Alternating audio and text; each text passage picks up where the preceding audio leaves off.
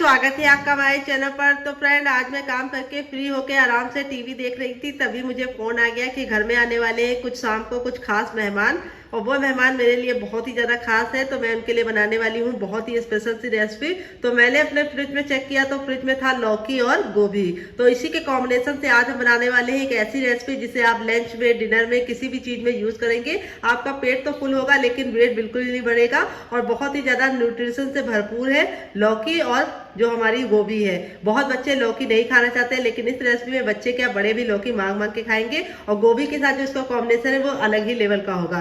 तो आप इस रेसिपी को पूरा वॉच कीजिएगा, कुछ टिप एंड ट्रिक के साथ इस रेसिपी को शेयर किया है। आशा करते हैं आपको ये रेसिपी बहुत ही ज्यादा पसंद आएगी। रेसिपी पसंद आए तो वीडियो को लाइक कर देना, शेयर कर देना। अगर आप हमारे चैनल पर पहली बार आए तो हमारे चैनल को जरूर सब्सक्राइब करना, साथ ही नोटिफिकेशन बेल को ऑन करना, ताकि जैसे वीडियो अपलोड करूँ आपको नोटिफिकेशन मिल पाए सबसे पहले, और आप हमारी आसान रेसिपी का फायदा उठा पाए सबसे पहले।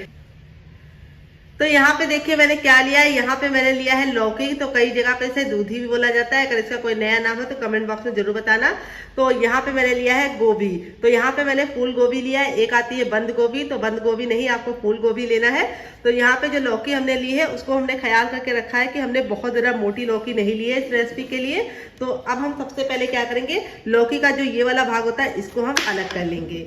तो फ्रेंड, आप हमारी ये मजेदार सी रेसिपी कहाँ से देख रहे हैं कमेंट बॉक्स में जरूर बताइएगा, और साथ में जगह का नाम लिखना मत भूलिएगा। अब इसका हम ये वाला साइड निकाल लेंगे।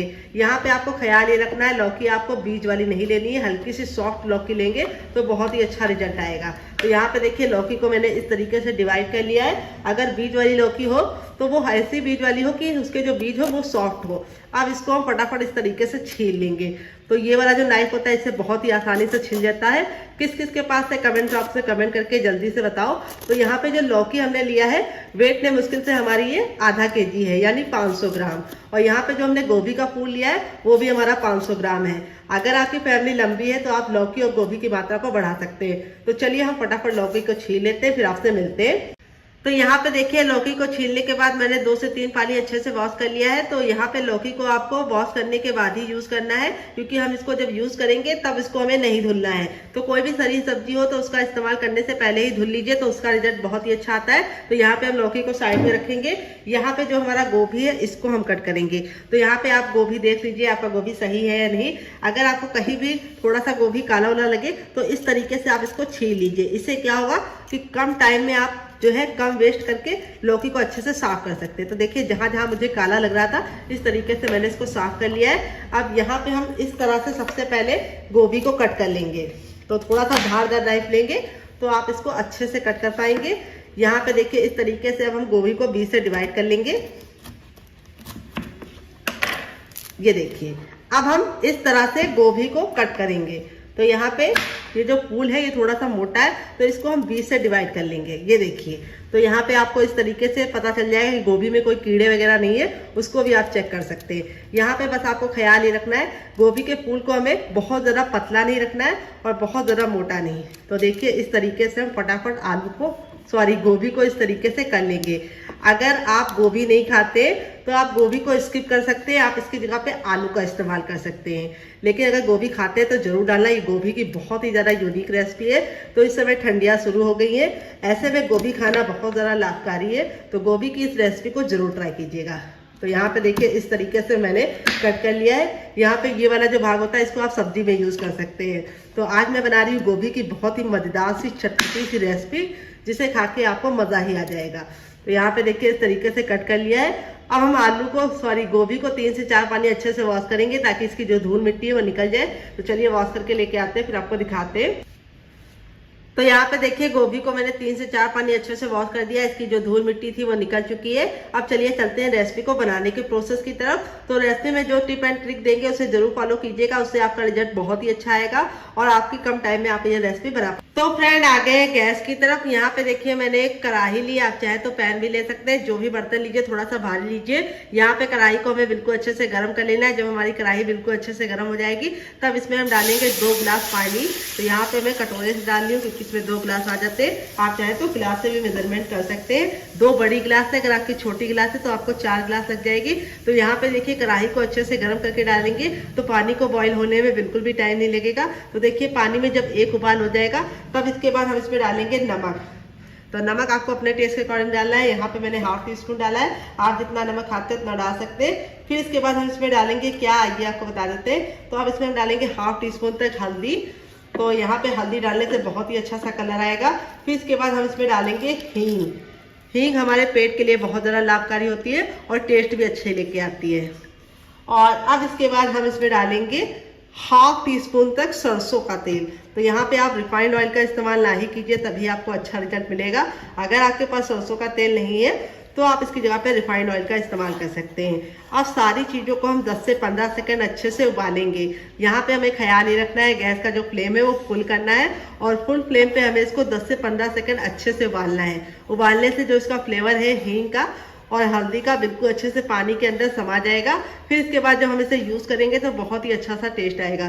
तो यहाँ पे देखिए बातों ही बातों में पानी में हमारा बॉईल आना शुरू हो चुका है। तो यहाँ पे अब हम थोड़ा सा और वेट करेंगे और इसको और अच्छे से उबालेंगे। तो फ्रेंड, आप हमारी ये मज़ेदार सी रेसिपी कहाँ से देख रहे हैं कमेंट बॉक्स में जरूर कमेंट करके बताइएगा और साथ में जगह का नाम लिखना मत भूलिएगा। तो यहाँ पे देखिए उबाल आना शुरू हो चुका है। जब उबाल आने लगेगा तो हम इसके अंदर अपने गोभी को ट्रांसफर कर लेंगे। ये कैसे हम सारी गोभी को इसके अंदर ट्रांसफर कर लेंगे। यहाँ पे हमें ट्रांसफर करने के बाद अब हमें इस तरीके से इसको हल्का सा डुबो देना है पानी में और यहाँ पे हम गैस का फ्लेम हाई रखेंगे और 2 मिनट के लिए हम गोभी को पका लेंगे। तो गोभी के जो पकाने का प्रोसेस होता है यानी पकने का प्रोसेस होता है वो बहुत ही कम होता है, इसीलिए आपको इसे कवर नहीं करना है, नहीं तो गोभी बहुत ज़्यादा सॉफ्ट हो जाएगी। तो हमें बिल्कुल नहीं गलानी है, इसीलिए हम इसको हाई फ्लेम पे 2 मिनट पकाएंगे। तो जब तक ये पक रही है हम इसे साइड में रखेंगे और हम दूसरा काम करेंगे ताकि हमारा टाइम का बिल्कुल भी मिस यूज ना हो और सारा टाइम अच्छे से यूज करें। यहाँ पे देखिए जो लौकी थी इसको हम कैसे यूज करेंगे आइए आपको बता देते हैं। तो यहाँ पे देखिए इस तरीके से हम लौकी को ले लेंगे। यहाँ पे देखिए मैंने ग्रेटर लिया है। तो यहाँ पे मैं जो ग्रेटर इस्तेमाल कर रही हूँ वो हमारा ना बहुत ज़्यादा पतला है ना बहुत ज़्यादा मोटा है, मीडियम है और इस तरीके से हम लौकी को ग्रेट करेंगे। तो यहाँ पे देखिए इस तरीके से हमें पतले पतले से लच्छे मिल जाएंगे जिससे जो रेसिपी का लुक है वो बहुत ही बढ़िया आएगा। तो यहाँ पे हम लौकी को फटाफट ग्रेट कर लेंगे। अगर आपके पास ग्रेटर ना हो तो आप कद्दूकस करके जगह पे आप इसको क्या कर सकते हैं, कद्दूकस करने की जगह पे आप इसको मिक्सी में डालकर 1 से 2 बार घुमा लेंगे तो ये दरदरा पिस जाएगा। लेकिन इस तरीके से इसका जो रेसिपी का लुक है वो बहुत ही ज़्यादा टेस्टी आएगा। तो चलिए फटाफट सारी लौकी को ग्रेट कर लेते हैं।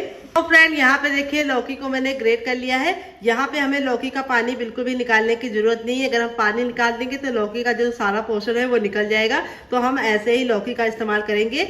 यहाँ पे जो ये पानी होगा इसको हम कम करने के लिए, खत्म करने के लिए क्या करेंगे आइए आपको बता देते हैं। तो चलिए चलते हैं गैस की तरफ। देखिए कढ़ाई को बिल्कुल अच्छे से गर्म कर लिया है। जब हमारी कढ़ाई अच्छे से गर्म हो जाएगी तब इसमें हम डाल देंगे हाफ टी स्पून तक सरसों का तेल। अगर आपके पास सरसों का तेल ना हो तो आप घी और बटर का इस्तेमाल कर सकते हैं, लेकिन रिफाइंड ऑयल इस रेसिपी में मत इस्तेमाल करना, उससे आपका टेस्ट अच्छा नहीं आएगा।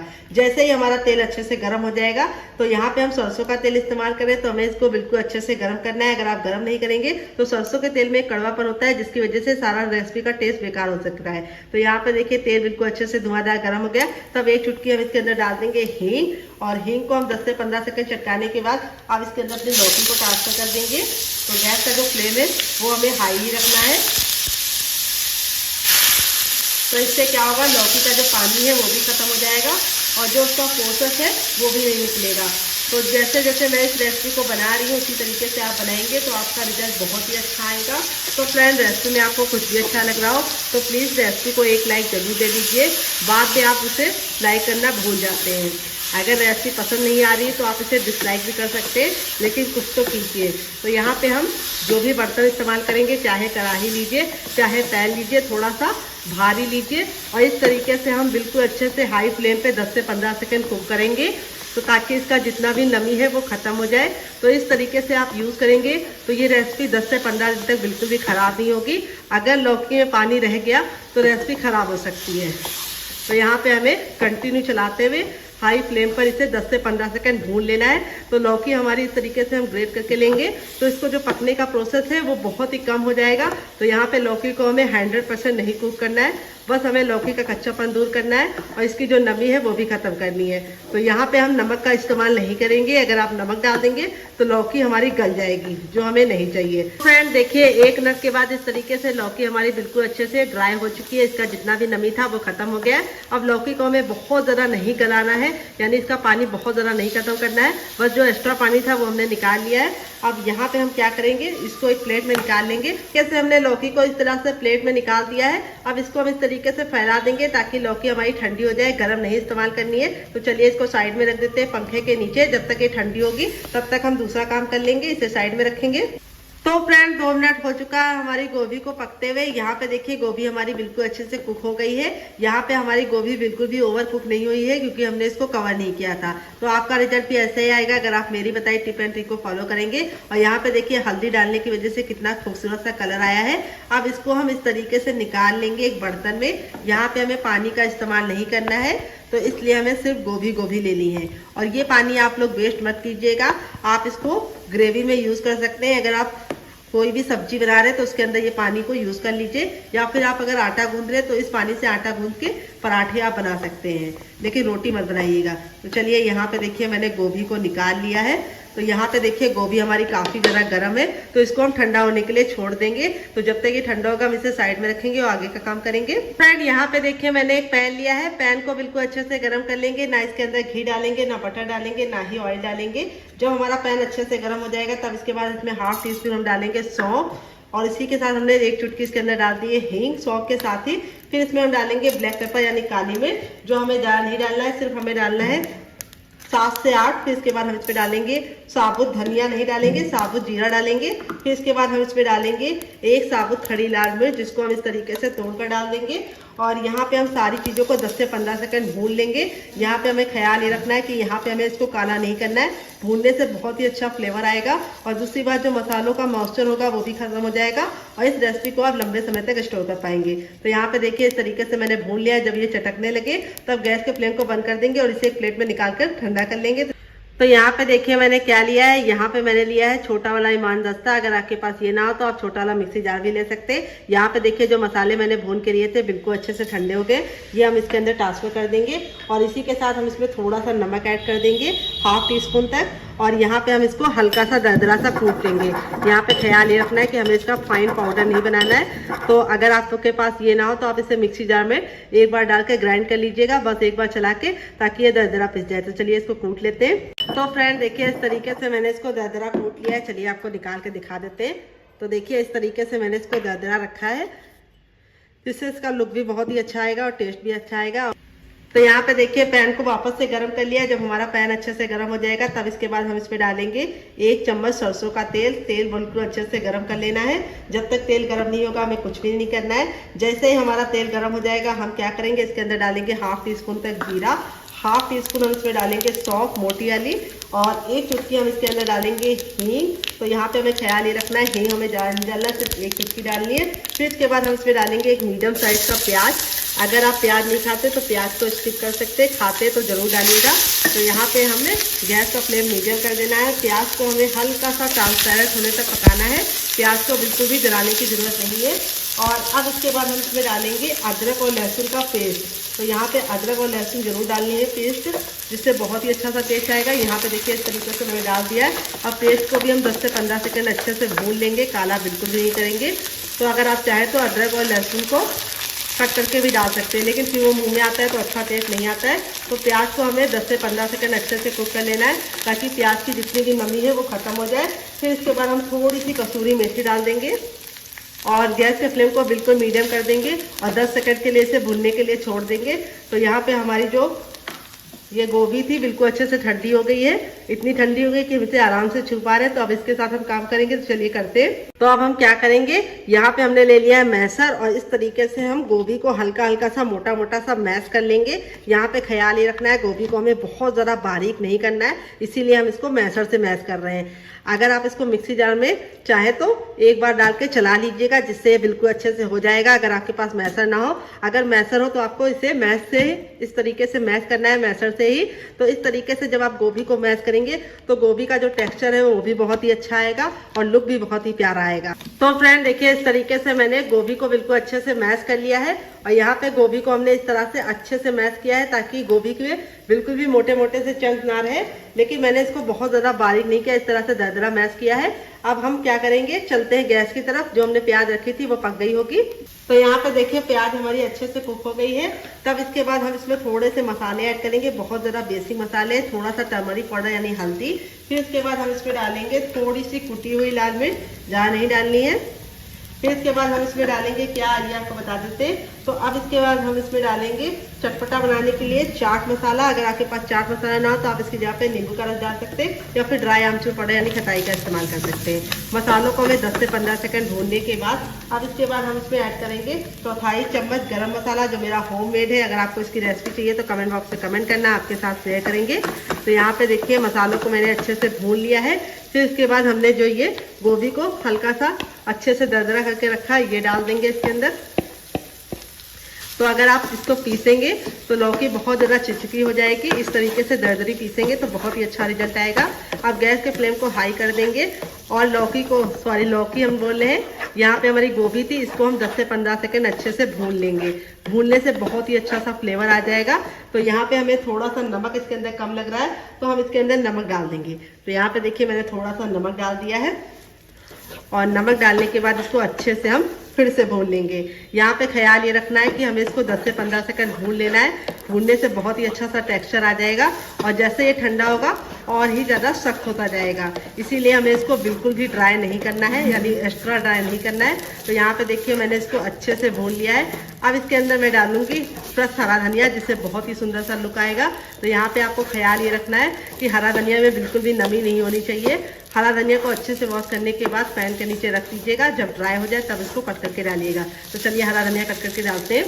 तो यहाँ पे देखिए थोड़ा सा हरा धनिया डालेंगे, ज़्यादा नहीं डालेंगे क्योंकि हम इसमें थोड़ी सी कसूरी मेथी भी डालेंगे। अगर आप कसूरी मेथी नहीं डाल लें तो आप इसमें धनिया का अमाउंट बढ़ा सकते हैं। तो यहाँ पे देखिए बिल्कुल अच्छे से ड्राई हो चुका है। अब गैस के फ्लेम को बंद कर देंगे। तो यहाँ पे धनिया और मेथी डालने के बाद, कसूरी मेथी डालने के बाद ज़्यादा नहीं पकाना है, नहीं तो टेस्ट भी अच्छा नहीं आएगा, लुक भी नहीं अच्छा आएगा। तो अब हम गैस के फ्लेम को बंद कर देंगे और इस मिश्रण को हम ठंडा होने। तो यहाँ पे देखिए एक बड़े साइज का बर्तन ले लेंगे। अब इसके अंदर हम क्या डालेंगे, आइए आपको बता देते हैं। अब इसमें हम डालेंगे हर किचन में मौजूद गेहूं का आटा। ये वही आटा है जिससे हम लोग रोटी बनाते हैं, चपाती बनाते हैं। वेट ये हमारा मुश्किल से 150 ग्राम है और नाप में 1 कप है। आप इस रेसिपी में मेजरमेंट का खास ख्याल रखिएगा। अगर आपके पास इस तरीके से मेजरमेंट कप नहीं है तो आप कोई भी घर की कटोरी को सेट कर लीजिएगा और 1 कटोरी आटा ले लीजिएगा। तो यहाँ पे आटे को मैंने अच्छे से छान के लिया है। फिर इसके बाद हम इसमें डालेंगे 4 चम्मच बेसन। तो बेसन डालने से बहुत ही अच्छा सा टेस्ट आएगा। अगर आपके पास बेसन ना हो तो आप इसकी जगह पे सूजी को बारीक करके डाल सकते हैं। तो बेसन डालने से टेक्सचर भी अच्छा आएगा और रेसिपी बहुत ज़्यादा हेल्दी बनेगी। फिर इसके बाद हम इसमें डालेंगे टेस्ट के अकॉर्डिंग नमक। तो यहाँ पे मैंने ½ टीस्पून नमक डाला है। फिर इसके बाद हम इसके अंदर क्या डालेंगे, आइए आपको बता देते हैं। अब इसमें हम डालेंगे अजवाइन। तो यहाँ पे मैं चौथाई चम्मच अजवाइन को इस तरीके से मसल कर डालूंगी, जिससे बहुत ही सुंदर सा लुक भी आएगा, टेस्ट भी आएगा। फिर इसके बाद हम इसमें डालेंगे ½ टीस्पून तक कसूरी मेथी, जिसको हम इस तरीके से हल्का सा तावे पे रोस्ट करके डाल रहे हैं। बहुत ज़्यादा काला नहीं किया था, 10 से 15 सेकंड भूनने के बाद इस तरीके से डाल दिया है। थोड़ी सी कुटी हुई लाल मिर्च डाल रहे हैं, जिससे बहुत ही सुंदर सा लुक आएगा। अगर आपके पास कुटी वाली ना हो तो आप पिसी वाली डाल सकते हैं। और 1 चुटकी हम इसके अंदर डालेंगे हींग। तो हींग जरूर डालना, इससे बहुत ही अच्छा सा फ्लेवर आएगा। और सारी चीज़ों को अच्छे से मिला लेंगे। और यहाँ पे हम थोड़ा सा गुनगुना करके तेल डालेंगे, बहुत ज़्यादा गर्म नहीं, इतना गुनगुना होना चाहिए कि हम इसे छू पाए। तो चलिए तेल को हल्का सा गुनगुना करके लेके आते हैं, फिर ऐड करते हैं। तो देखिए तेल को हल्का सा गुनगुना किया है, 1 छोटा चम्मच डाला है। अगर आप चाहें तो घी और बटर भी डाल सकते हैं। तो यहाँ पे मैंने रिफाइंड ऑयल का इस्तेमाल किया है। यहाँ पे आपको सरसों का तेल नहीं लेना है। तो सारी चीज़ों को बिल्कुल अच्छे से मिक्स कर लेंगे और इस तरीके से मुट्ठी बांध के देखेंगे। अगर मुट्ठी बांधने पे ये बंद रहा है तो समझ जाइए परफेक्ट ऑयल पड़ा है। अगर ये बिखरा बिखरा सा हो रहा है, बंद नहीं रहा है, तो आपको थोड़ा सा ऑयल और डालना है। तो यहाँ पे देखिए इस तरीके से मेरा बिल्कुल परफेक्ट है। अब ना ठंडा ना गर्म, रूम टेम्परेचर का पानी लेंगे। पानी को हमें एक साथ नहीं डालना है, थोड़ा थोड़ा डाल के हम इसका आटा लगाएंगे।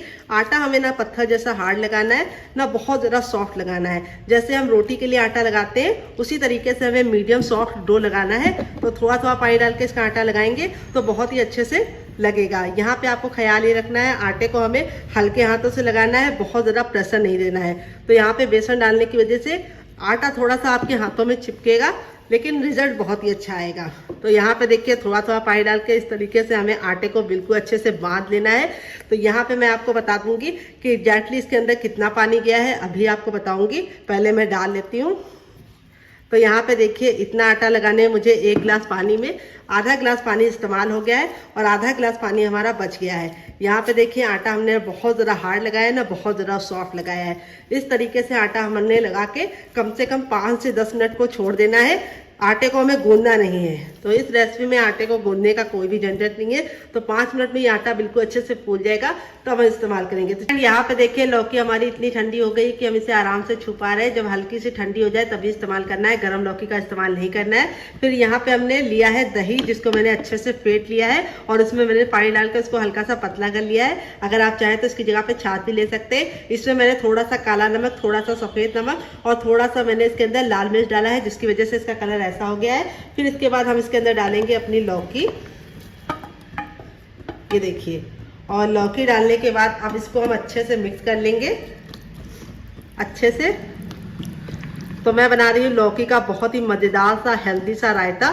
तो जो बच्चे लौकी नहीं खाते इस तरीके से लौकी का रायता देंगे तो वो खुशी से खाएंगे और इसको किसी भी नाश्ते के साथ सर्व करेंगे, जो उसका टेस्ट है वो भी बढ़ जाएगा और लुक भी बढ़ जाएगा।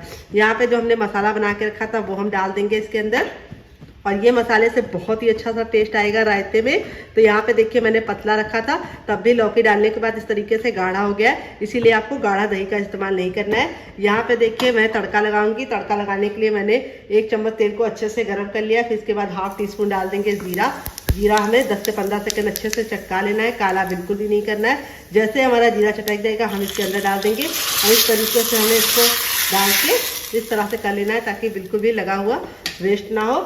और इस तरीके से हमारा मज़ेदार सा लौकी का रायता रेडी हो चुका है, जिसको आप किसी भी नाश्ते के साथ सर्व करेंगे या फिर डिनर में भी आप इसे सर्व कर सकते हैं। अगर आप पुलाव बना रहे हैं तो उसके साथ भी सर्व कर सकते हैं। तो चलिए रायते को साइड में रख देते हैं और आगे का काम करते हैं। एंड यहाँ पे देखिए आटे को रखे हुए 5 मिनट हो चुका है रेस्ट पे। आटा हमारा बिल्कुल अच्छे से फूल गया है। अब इसको हम 10 से 15 सेकंड मसलेंगे। मसलने से 2 फायदे होंगे, एक तो ये चिकना हो जाएगा और आटे में बहुत ही अच्छी सी लचक आएगी।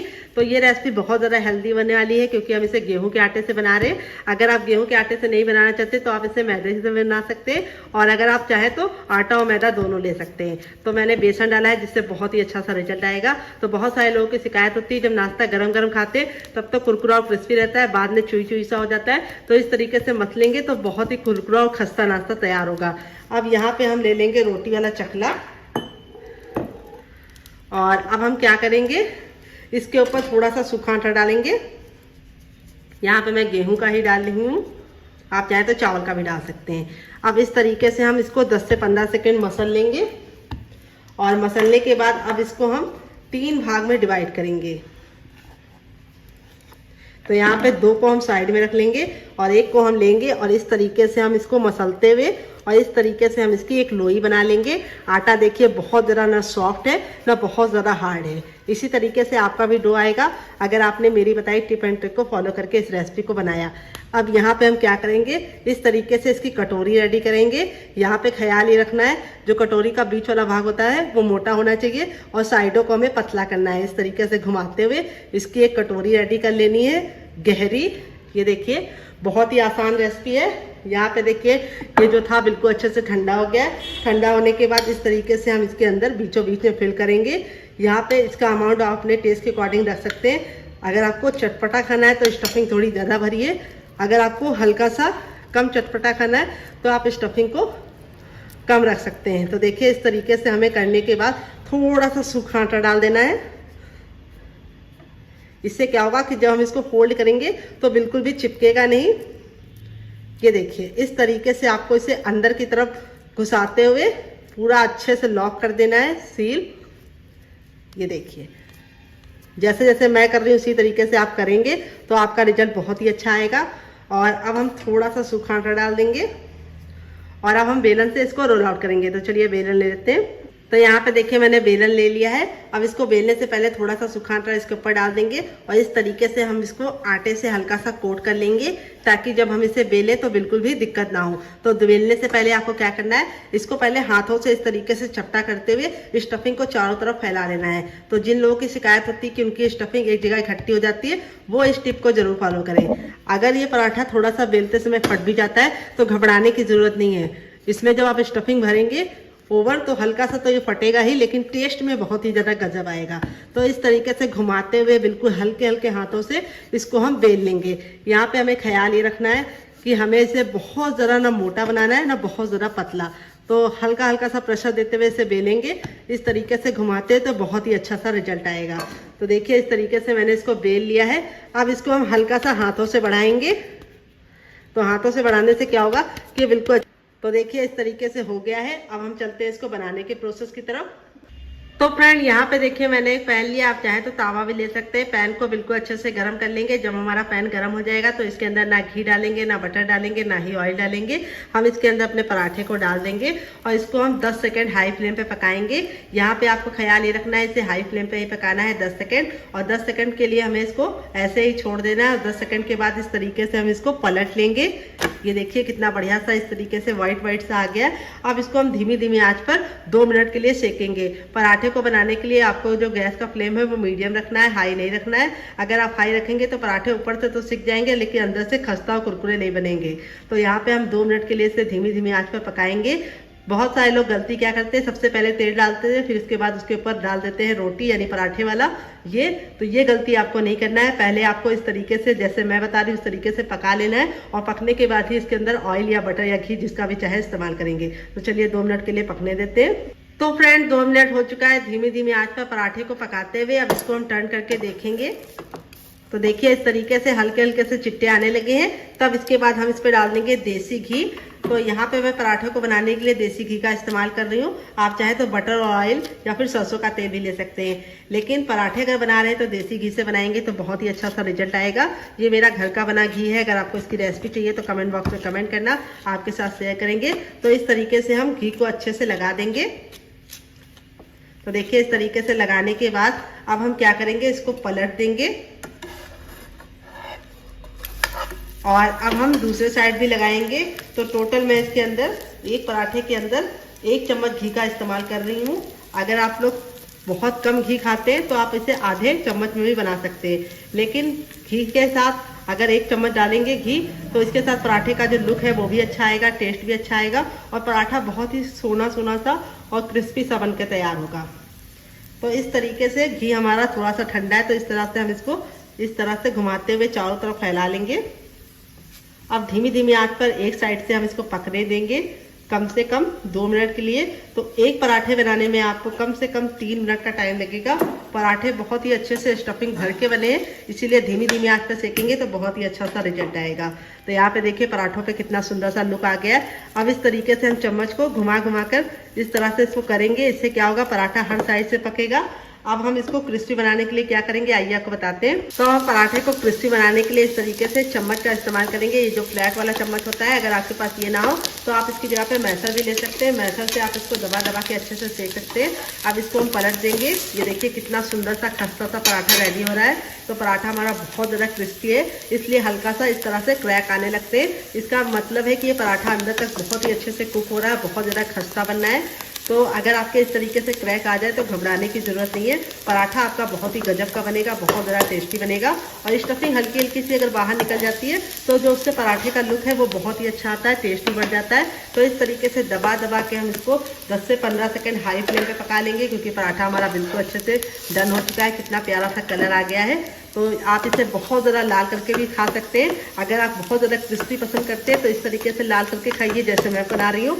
तो इस तरीके से हमारा दबा दबा के अच्छे से पराठा रेडी हो चुका है। तो चलिए इसको सर्व करके आपको इसका फाइनल रिजल्ट दिखाते हैं कि पराठा हमारा कितना मजे का बना है। बनकर रेडी हो चुका है हमारा गोभी का बहुत ही ज़्यादा मजेदार सा पराठा और लौकी का रायता। देख लीजिए इसका फाइनल रिजल्ट कितना ज़्यादा खूबसूरत लग रहा है। चलिए मैं आपको करीब से दिखाती हूँ पराठा कितना ज़्यादा क्रिस्पी बना है। ये देखिए बहुत ही ज़्यादा क्रिस्पी बना है, काफ़ी ज़्यादा जल रहा है। तो यहाँ पे मैं आपको इस तरीके से तोड़ के दिखाती हूँ कितना ज़्यादा खस्ता बना है। और लेयर देखिए कितनी ज़्यादा क्रिस्पी बनी है। और ये देखिए स्टफिंग आपको दिखाते हैं, ये देखिए कितने बराबर से इसके अंदर फिल है। पूरे पराठे में हमारी स्टफिंग भर भर के भरी है। तो इस तरीके से आप पराठा बनाएंगे तो आपका रिजल्ट भी ऐसे ही आएगा जैसा मेरा आया है। तो चलिए मैं आपको इसको तोड़कर इसका फाइनल रिजल्ट दिखाती हूँ। पराठा बहुत ज़्यादा जल रहा है, थोड़ा सा ठंडा होने के बाद आप इसे एंजॉय करेंगे तो आपका रिजल्ट बहुत ही अच्छा आएगा। ये देखिए हमारा लौकी का रायता और ये हमारा मज़ेदार सा गोभी का पराठा। तो कैसी लगी आपको हमारी मज़ेदार सी रेसिपी? अगर आप इसे रायते के साथ नहीं एंजॉय करना चाहते तो आप इसको केचप के साथ एंजॉय कर सकते हैं और बच्चों को टिफिन बॉक्स में और पति को लंच बॉक्स में दे सकते हैं। अगर आप चाहें तो इसे ग्रीन चटनी के साथ, मोमो चटनी के साथ या फिर चाय के साथ एंजॉय कर सकते हैं। बहुत ही ज़्यादा खस्ता पराठा बना है और बहुत ज़्यादा सॉफ्ट है। ये देखिए कितना ज़्यादा गर्म है और इस तरीके से आपका रिजल्ट भी आएगा। बहुत ज़्यादा जल रहा है, तो आप इस रेसिपी को बनाइए, खाइए, अपनी फैमिली वालों को खिलाइए। तो चलिए, मुझसे तो वेट नहीं हो रहा है, मैं जा रही हूँ एंजॉय करने। रेसिपी में कुछ भी अच्छा लगे तो प्लीज़ एक लाइक जरूर देना। अगर आप हमारे चैनल पर पहली बार आए तो हमारे चैनल को जरूर सब्सक्राइब कर दीजिएगा।